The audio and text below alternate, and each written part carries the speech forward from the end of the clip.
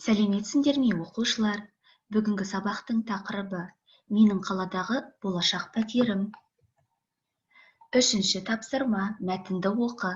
Менің болашақ пәтерім. Сәлем, Ернұр. Бүгін қазақ тілі сабағынан Сәуле апай менің болашақ пәтерім деген тақырыпта шығарма жазып келуді тапсырды. Мен мынандай мәтін жазған едім. Оқып көрші. Ал сендер не жазар едің?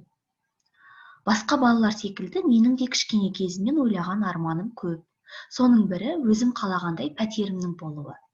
Мен болашақ пәтерімнің жобасын жасап қойдым. Мен аспанмен таласқан зәулім үйдің жоғары қабатында тұруды қалаймын. Өйткені мен қаланы биіктен тамашалағанды ұнатамын. Жатын бөлменің терезесі тауға қарап тұрса, әрі одан шыршалар көрініп тұрса.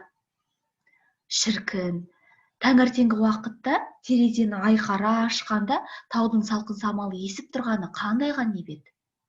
Екі бөлмелі пәтер болса жетеді, бірақ оның кең, жарқын болғанын қалаймын.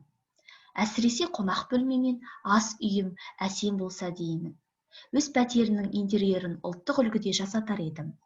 Дизайнермен кеңесіп, үйдегі жиһаздардың да ұлттық нақышта болуына мән берер едім.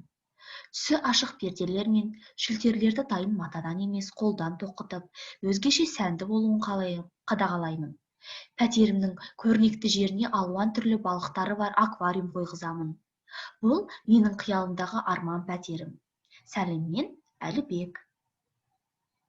Алтыншы тапсырма, айтылым тапсырмасы. Мәтін бойынша ақпараттың дұрыстығын көрсет. Жауап дұрыс болмаған жағдайда дұрыс жауапты айт. Мәтін бойынша ақпарат. Әлібектің арманы шағын үйде тұру. Дұрыс немесе дұрыс емес. Әлібек пәтерінің тау етегінде орналасқанын қалайды. Дұрыс, дұрыс емес. 3 бөлмелі пәтер алғысы келеді. Дұрыс, дұрыс емес.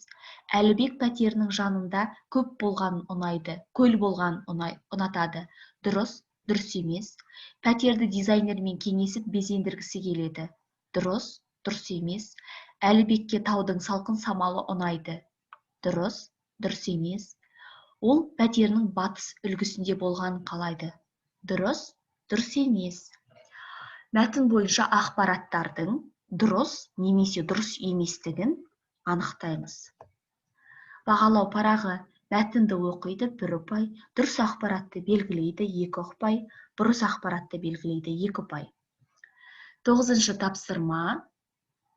Мәтінге сүйініп, өзіңнің армандайтын пәтерің жайында айт. Онда мынандай сұрақтарға жауап бер. Бірінші сұрақ, сен қандай пәтерде тұруды армандайсың? Екінші сұрақ, жатын бөлменің қандай болғанын қалайсың? Үшінші сұрақ, қонақ бөлмеңді қалай безендіресің? Төртінші сұрақ, онда қандай жиһаздың болғанын қалайсың? Сызбасын жаса. Бағалау парағы. Мәтінге сүйініп, өзі армандайтын пәтер туралы жазады 2 ұпай. Сұрақтарға жауап береді 2 ұпай. Сауатты жазады 1 ұпай. Осымен сабақ аяқталды. Сау болыңдар, оқушылар.